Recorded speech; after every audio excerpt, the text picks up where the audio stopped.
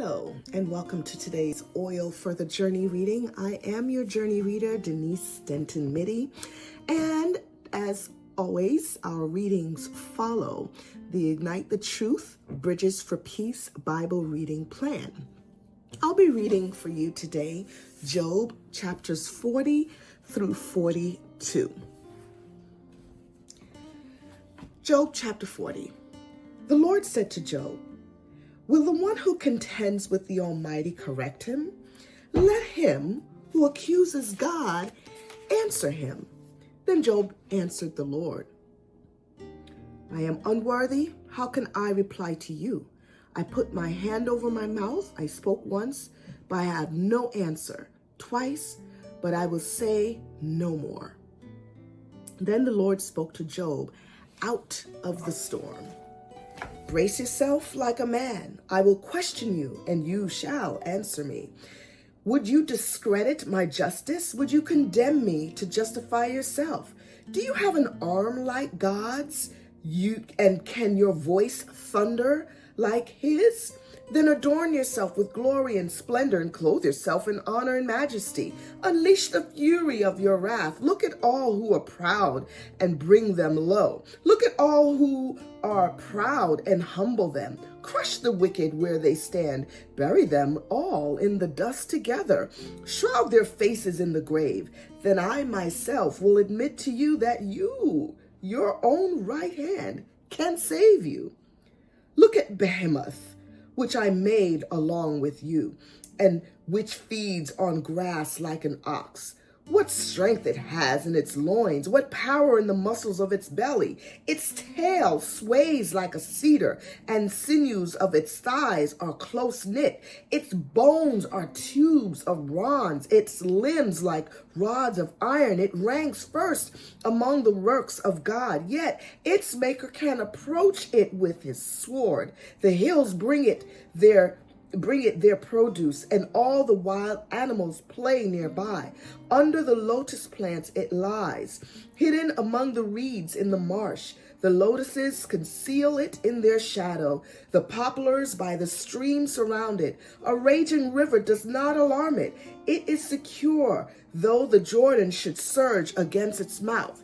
Can anyone capture it by the eyes or trap it and pierce its nose? Job 41. Can you pull in Leviathan with a fish hook or tie down its tongue with a rope? Can you put a cord through its nose or pierce its jaw with a hook? Will it keep begging you for mercy? Will it speak to you with gentle words? Will it make an agreement with you for you to take it as your slave for life? Can you make a pet of it like a bird, or put it in a leash for the young woman in your house? Will traders barter for it? Will they divide it up among the merchants? Can you fill its hide with harpoons or its head with fishing spears? If you lay a hand on it, you will remember the struggle and never do it again. Any hope of subduing it is false. The mere sight of it is overpowering. No one is fierce enough to rouse it. Who then is able to stand against me? Who has a claim against me that I must pay? Everything under heaven belongs to me. I will not fail to speak of Leviathan's limbs, its strength and its graceful form. Who can strip off its outer coat? Who can penetrate its double coat of armor? Who dares open the doors of its mouth, ringed with the fearsome teeth? Its back has rows of shields, tightly sealed together. Each is so close to the next that no air can pass between. They are joined fast to one another. They cling together and cannot be parted. Its snorting throws out flashes of light.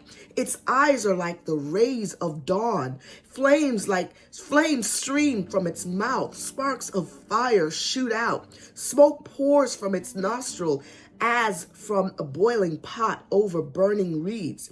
Its breath sets coals ablaze and flames dart from its mouth. Strength resides in its neck. Dismay goes Before it, the folds of its flesh are tightly joined. They are firm and immovable. Its chest is hard as rock, hard as lower milestone. When it rises up, the mighty wind are terrified. They retreat before its thrashing. The sword that reaches it has no effect, nor does a spear or the dart or the javelin. Iron it treats like straw, and bronze like rotten wood. Arrows do not make it flee. Sling stones are like chaff to it. A club seems to it but a piece of straw. It laughs at the rattling of the lance. Its undersides are jagged potsherds, leaving a trail in the mud like a threshing sledge. It makes the depths churn like a boiling cauldron and stirs up the sea like a pot of ointment. It leaves glistening wake behind it. One would think the deep had white hair. Nothing on earth is its equal, a creature without fear. It looks down on all that are hardy. It is king over all that are proud. Job 42. Then Job replied to the Lord, I know that you can do all things. No purpose of yours can be thwarted. You asked, who is this that obscures my plans without knowledge? Surely I spoke of things I did not understand, things too wonderful for me to know. You see, you said, listen now, and I will speak. I will question you, and you shall answer me. My ears had heard of you, but now my eyes have seen you. Therefore, I despise myself and repent in dust and ashes. After the Lord had said these things to Job, he said to Eliphaz the Temanite, I am angry with you and your two friends because you have not spoken the truth about me, as my servant Job has. So now take 7 bulls and 7 rams and go to my servant Job and sacrifice a burnt offering for yourselves. My servant Job will pray for you, and I will accept his prayer and not deal with you according to your folly. You have not spoken the truth about me, as my servant Job has. So Eliphaz the Temanite, Bildad the Shuhite, and Zophar the Naamathite did what the Lord told them, and the Lord accepted Job's prayer. After Job had prayed for his friends, the Lord restored his fortunes and gave him twice as much as he had before. All his brothers and sisters and everyone who had known him before came and ate with him in his house. They comforted and consoled him over all the trouble the Lord had brought on him, and each one gave him a piece of silver and a gold ring. The Lord blessed the latter part of Job's life more than the former part. He had 14,000 sheep, 6,000 camels, 1,000 yoke of oxen, and 1,000 donkeys. And he also had 7 sons and 3 daughters. The first daughter he named Jimah, the second Keziah, and the third Keren-Happuch. Nowhere in all the land were there found women as beautiful as Job's daughters, and their father granted them an inheritance along with their brothers. After this, Job lived 140 years.